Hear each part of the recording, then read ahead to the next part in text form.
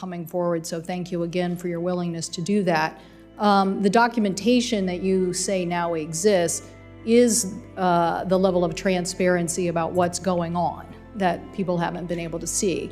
And so your information that you say has gone up to the highest levels at Facebook is that they purposely knew that their algorithms were continuing to have misinformation and hate information, and that when presented with information about this terminology, downstream MSI, meaningful social information, knowing that it was this choice, you could continue this wrong-headed information, hate information about the Rohingya, or you could continue to get higher click-through rates. And I know you said you don't know about profits, but I'm pretty sure you know that on a page. Yeah. If you click through that next page, I'm pretty sure there's a lot more ad revenue than if you didn't click through. So you're saying that documents exist, that at the highest level at Facebook, you had information discussing these two choices, and that people chose, even though they knew that it was misinformation and hurtful and maybe even causing people lives, they continued to choose profit. We have submitted documents to Congress outlining Mark Zuckerberg was directly presented with a list of, quote, soft interventions. So a hard intervention is like taking a piece of content off Facebook, taking a user off Facebook. Soft interventions are about making slightly different choices to make the platform less viral, less twitchy. Mark was presented with these options and chose to not remove downstream MSI in April of 2020, even though even just isolated in at-risk countries, that's countries at risk of violence, if it had any impact on the overall MSI metric. So he chose— Which in translation means less money. Yeah, he said— Right? Was there another reason given why they would do it other than they thought it would really affect their numbers? I don't know for certain. Like Jeff Horowitz, the reporter for the Wall Street Journal, and I struggled with this because we sat there and read these minutes and we were like, how is this possible? Like, we've just read 100 pages on how downstream MSI expands hate speech, misinformation, violence inciting content, graphic violent content. Why wouldn't you get rid of this? And the best theory that we've come up with, and I want to emphasize this is just our interpretation on it, is people's bonuses are tied to MSI. Right? Like people stay or leave the company based on what they get paid. And like, if you hurt MSI, a bunch of people weren't going to get their bonuses. So you're saying that this practice even still continues today? Like, we're still in this environment? I'm personally very frustrated by this because we presented information to Facebook from one of my own constituents in 2018 talking about this issue with the Rohingya, pleading with the company. Yeah. We pleaded with the company, and they continue to not address this issue. Now, you're pointing out that these same algorithms are being used, and they know darn well in Ethiopia that it's causing and inciting violence. And again, they are still today choosing profit over taking this information down. Is that correct? When rioting began in the United States in the summer of last year, they turned off downstream MSI only for when they detected content was health content, which is probably COVID, and civic content. But Facebook's own algorithms are bad at finding this content. It's still in the raw form for 80, 90% of even that sensitive content. In countries where they don't have integrity systems in the local language, and in the case of Ethiopia, there are 100 million people in Ethiopia in 6 languages. Facebook only supports 2 of those languages for integrity systems. This strategy of focusing on language-specific, content-specific systems, AI to save us, is doomed to fail. I need to get to one of them. First of all, I'm sending a letter to Facebook today. They better not delete any information as it relates to the Rohingya or investigations about how they proceeded on this, particularly in light of your information or the documents. But aren't we also now talking about advertising fraud? Aren't you selling something to advertisers that's not really what they're getting? We know about this because of the newspaper issues. We're trying to say that journalism that basically has to meet a different standard, a public interest standard, that basically is out there basically proving every day, or they can be sued.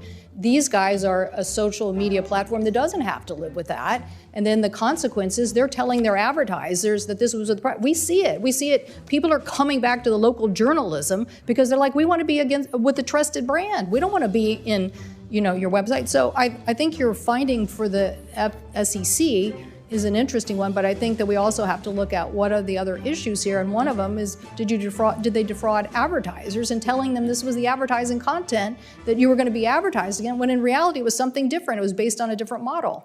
We have multiple examples of question and answers for the advertising staff, the sales staff, where advertisers say after the riots last summer, were asked, should we come back to Facebook? Or after the insurrection, like, should we come back to Facebook? And Facebook said in their talking points that they gave to advertisers, we're doing everything in our power to make this safer, or we take down all the hate speech when we find it. But Facebook's own And that was not true. That was not true. They get 3 to 5% of hate speech. Bikini pics. Thank you. 10-minute ab workouts, the latest street style. We're constantly bombarded with seemingly perfect images in our Instagram feeds. And Facebook research shows it's taking its toll on young teens. Quote, teens blame Instagram for increases in the rate of anxiety and depressions. For several years, Facebook has been investigating the impact of Instagram, which it owns, on its younger users, but never shared the data publicly until now. And researchers agree the app could be dangerous. This is really what creates a sense of feeling of lack, of not feeling good about yourself, of feelings of depression, eating disorders. You can go down a real ugly path with this if you believe that what you're seeing is true. And we caught up with a few teens to get their take. At times it does get to me, but it makes me feel like bad, you know, like as if I'm not physically enough, you know, and I'm just 16. You feel almost sad that you didn't get the amount of likes that you feel like you should have gotten. You're scrolling through it at your house and seeing what others are doing, and it can make you feel left out or others feel left out. Although research around social media and its effect on mental health remains mixed, Facebook says it's exploring ways to prompt users to look at different topics if they're caught in a rabbit hole. Quote, we're cautiously optimistic that these nudges will help point people towards content that inspires and uplifts them. Although there is an online push towards body positivity and realistic mental health expectations, self-esteem issues remain persistent amongst teens. Yep, it's an ongoing problem. Thanks so much, Christine. Facebook has thousands of options it could show you. A whistleblower on Sunday accused Facebook of prioritizing profits over clamping down on hate speech and misinformation. In an interview with the CBS program 60 Minutes, Frances Haugen revealed her identity as the person who leaked documents to the Wall Street Journal, which then went on to publish a series of stories showing the company contributed to increased political division online.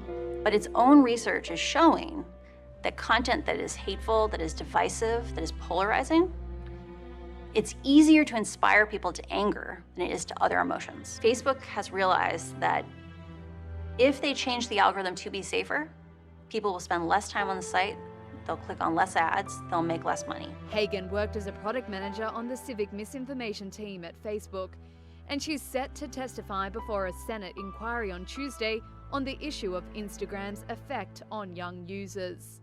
The Wall Street Journal's report said Facebook was aware that Instagram harmed the mental health of teenage girls. The paper also reported that Facebook failed to take steps to reduce vaccine hesitancy. Haugen has filed at least 8 complaints with the US Securities and Exchange Commission and said Facebook has lied to the public about the progress it made to clamp down on hate speech and misinformation on its platform. She also said that Facebook was used to help organize the Capitol riot on January 6th, after the company turned off safety systems following the US presidential elections. Facebook has refuted her points. In a statement after the interview, they said, quote, we continue to make significant improvements to tackle the spread of misinformation and harmful content. To suggest we encourage bad content and do nothing is just... Mark Zuckerberg lost about $6 to $7 billion during yesterday's Facebook, Instagram, and WhatsApp outage. Oh, does that mean he's poor now? No, not at all. He's still sitting comfortably at about $121 billion, otherwise known as the 5th richest person in the world. His net worth has fallen from about $142 billion in August, though. It doesn't help that a Facebook whistleblower is testifying in front of the Senate today that Facebook prioritized their own interests, like making money. So how many data categories do you store, does Facebook store on the categories that you collect? Senator, can you clarify what you mean by data categories? Well, there's some past reports that have been out there that indicate that that Facebook collects about 96 data categories for those 2 billion active users. That's 192 billion data points that are being generated, I think, at any time from consumers globally. So how many does Facebook store out of that? Do you store any? Senator, I'm not actually sure what that is referring to. How many Facebook like buttons are there on non-Facebook web pages? Congresswoman, I don't know the answer to that off the top of my head, but we'll get back to you. Is the number over 100 million? I believe we've served the like button on pages more than that, but I don't know the number of pages that have the like button on actively. How many Facebook share buttons are there on non-Facebook web pages? I don't know the answer to that exactly off the top of my head either, but that's something that we can follow up with you on. And do we think that's over 100 million? Likely.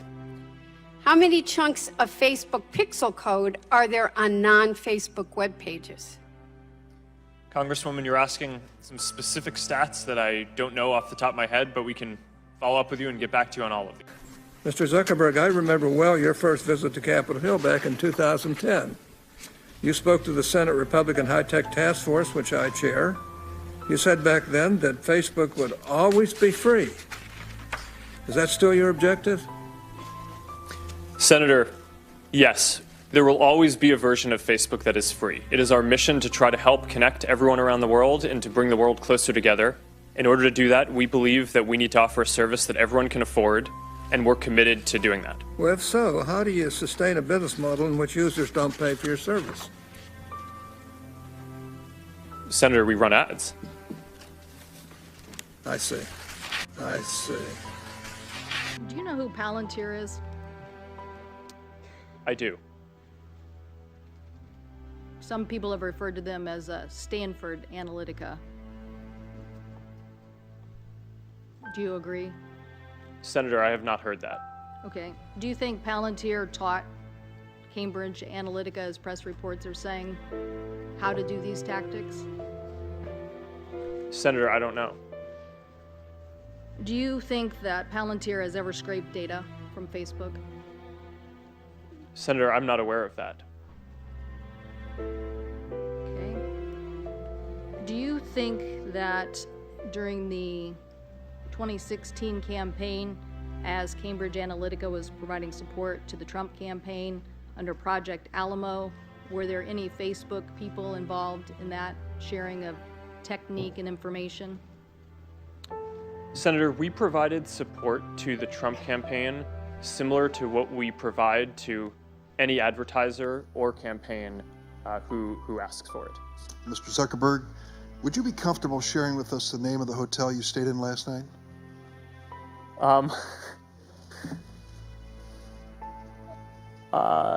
No. If you've messaged anybody this week, would you share with us the names of the people you've messaged? Senator, no, I would probably not choose to do that publicly here. I think that may be what this is all about. Here's what everybody's been trying to tell you today, and I say this gently. Your user agreement sucks. I'm going to suggest to you that you go back home and rewrite it. And tell your $1,200 an hour lawyers, no disrespect, they're good. But tell them you want it written in English, in non-Swahili, so the average American can understand. Quite a story, right? Dorm room to the global behemoth that you guys are, only in America. Would you agree with that? Senator, mostly in America. You couldn't do this in China, right? Or what you did in 10 years. Well, Senator, there are some very strong Chinese internet companies. Right, but you're supposed to answer yes to this question. Okay, come on, I'm trying to help you, right? I mean, give me a break. You're in front of a bunch of... The answer is yes, okay? So thank you. Was your data included in the data sold to the malicious third parties? Your personal data? Yes. The hardest part of today was when the man asked me what color casket that I wanted to put my 13-year-old son in. New at 10, tears shed, family and friends in just utter disbelief as they're mourning the death of a 13-year-old. Malachi Hemphill accidentally shot himself in the head Monday night. He was live on social media. Tonight, family and friends gathered outside the family home in Forest Park for a vigil. Chris Hopper has that story for us. Just engulf them with your peace and your love, Lord God. Dozens of Malachi Hemphill's loved ones stood hand in hand tonight, stronger together, but deeply clouded by an unbelievable lack of understanding. Nobody expects their son to accidentally shoot theirself. Shaniqua Stevens heard the gunshot, saw the blood, and was there when her 13-year-old son died at the hospital. But tonight, reality is still impossible to grasp. To find your 13-year-old son on the floor with a gunshot in his head, that's something that you just never forget. You never forget the image. Monday night, Malachi shot himself in the head while streaming live on Instagram. Tonight, friends and family gathered outside the family's home in Forest Park. They lit candles, wrote notes, and released balloons, all to remember Malachi. When I heard he died, I cried for 3 hours straight. He was everything. He was cool, chill, calm, all that. Stevens wants her son's senseless death to be an example for others. And you see your friend with a gun, tell a parent, because this is a situation that didn't have to go this far. If only one person had told her Monday night that Malachi was live on social media with a gun, he might still be alive. My son was the light of my life. Anybody who ever met him, he just brought joy to everybody. Malachi's mom says she's not sure where he got the gun. She heard from a friend. Detectives say they're working to find out where it came from. Stevens says she's constantly monitored his social media accounts, and tonight she's urging other parents to do the same.